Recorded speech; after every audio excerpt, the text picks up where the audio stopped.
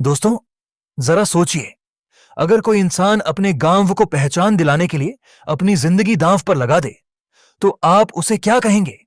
आज हम बात कर रहे हैं स्पोर्ट्स ड्रामा फिल्म पेडी की। एक ऐसी कहानी जहां गरीबी, लाचारी और सस्पेंस के बीच एक इंसान अपने जुनून से इतिहास बदल देता है। वीडियो को पूरा देखना, क्योंकि इसका क्लाइमेक्स आपको हिलाकर रख देगा। कहानी की शुरुआत होती है आंध्र प्रदेश के एक ऐसे आदिवासी गांव से जिसका सरकारी कागजों पर कोई नाम ही नहीं है। इस गांव में सुविधाओं के नाम पर कुछ भी नहीं है।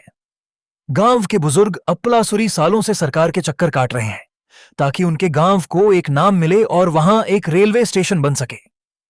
इसी गांव में रहता है हमारा हीरो पेड्डी। पेड्डी पैसों के लिए लोकल क्रिकेट मैच खेलता है और उसका रिकॉर्ड है कि वो आज तक कोई मैच नहीं हारा।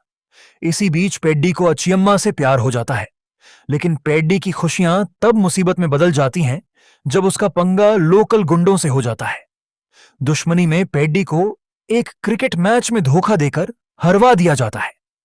लेकिन इसी मैच के दौरान गौर नायडू नाम के एक सीनियर पहलवान की नजर पेड्डी पर पड़ती है, जो उसके अंदर के असली रेसलर को पहचान लेते हैं।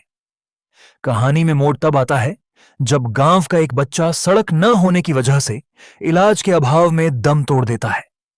बुजुर्ग अप्पलासुरी जब मंत्री से मदद मांगने जाते हैं तो मंत्री उन्हें जलील करके भगा देता है। इस बेइज्जती से दुखी होकर अप्पलासुरी ट्रेन के आगे कूदकर अपनी जान दे देते हैं। इस घटना से पूरा गांव हिल जाता है। पेड्डी को समझ आ जाता है कि बिना पावर और नाम के इस देश में उनकी कोई पहचान नहीं है। वो अपने गांव का नाम रोशन करने के लिए कुश्ती सीखने का फैसला करता है।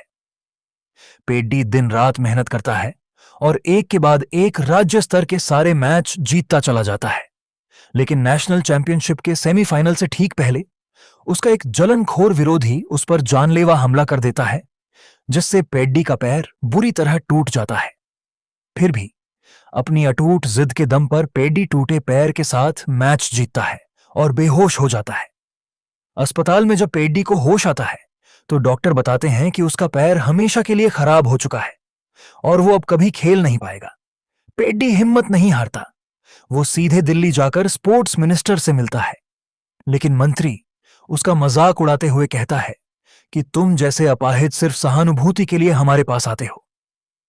यह बात पेड्डी के स्वाभिमान पर चोट करती है। अपने गांव को पहचान दिलाने की जिद में पेड्डी एक बहुत बड़ा और खौफनाक कदम उठाता है। वो डॉक्टर से कहकर अपना खराब पैर हमेशा के लिए कटवा देता है और उसकी जगह एक कृत्रिम रनिंग ब्लेड लगवा लेता है। अब उसका मकसद कुश्ती नहीं, बल्कि देश का सबसे तेज धावक रनर बनना है।